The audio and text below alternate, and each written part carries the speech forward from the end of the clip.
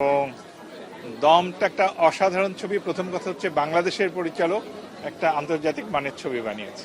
একদম আফগানিস্তানি মনে হচ্ছিল, আফগানিস্তানের ঘর বাড়ি মানুষ মনে হচ্ছিল, এবং একবারও মনে হয় না যে এটা সিনেমা, মনে হচ্ছে জীবন দেখছি।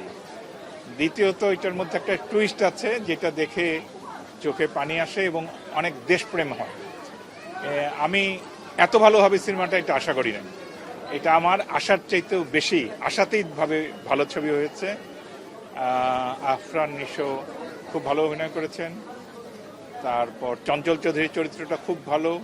সবচেয়ে ভালো লেগেছে পূজাকে। দুটো আফগান শিশু ছিল, এটা মনে হয় কাজাখস্তানের মেয়ে।